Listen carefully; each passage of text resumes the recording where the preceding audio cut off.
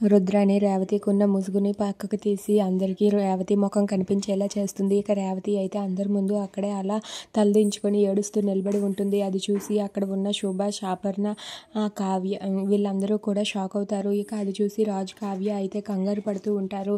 ఇక రుద్రాణి రేవతి దగ్గరకు వచ్చి ఇలా అంటూ ఉంటుంది, ఏంటి ఈ ముసుగులో నువ్వు ఇక్కడికి వచ్చి ఏం చేయాలనుకున్నావు, అసలు నువ్వు ముసుగులో ఎందుకు ఇక్కడికి వచ్చావు అంటూ రుద్రాణి రేవతిని నిలదీసి అడుగుతూ ఉంటుంది. దాంతో అక్కడ ఉన్న రేవతి అయితే ఏం సమాధానం చెప్పాలో తెలియక రాజు, కావ్యాల వైపు ఏడుస్తూ చూస్తుంది. అది చూసి అక్కడ ఉన్న అపర్ణ చాలా కోపంతో రగిలిపోతూ ఉంటుంది.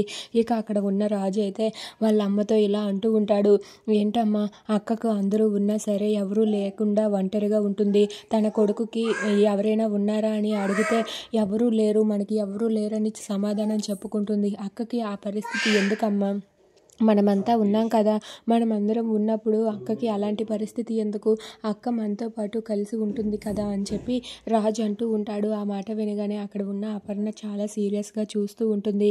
ఇంతలో రుద్రాణి అయితే ఏంటి రేవతి ముసుగులో వచ్చాక కూడా వదిన క్షమిస్తుందా అని చెప్పి అంటూ ఉంటుంది. ఆ మాట వినగానే అపర్ణ అయితే ఆ రేవతి ముసుగులో ఉన్నది రేవతియే అన్న విషయం నాకు తెలుసు అని చెప్పి అపర్ణ అంటుంది.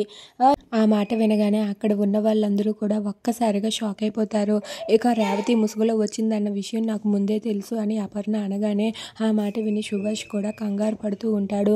ఇదంతా తెలిసి అపర్ణ ఎందుకు మౌనంగా ఉంది, అపర్ణ ఎందుకు అంత సైలెంట్గా ఉంది అని చెప్పి రాజు అయితే అనుకుంటూ ఉంటాడు. ఇక రుద్రాణి కూడా షాక్ అయి అలా షాక్లో ఉండిపోతుంది. ఇక దాంతో అపర్ణ అయితే రాజు చెప్పిన మాటలన్నీ అలా వింటూ రేవతి విషయంలో ఎలాంటి నిర్ణయం తీసుకుంటుంది అని చెప్పి అక్కడ ఉన్న వాళ్ళందరూ కూడా కంగారు పడుతూ ఉంటారు.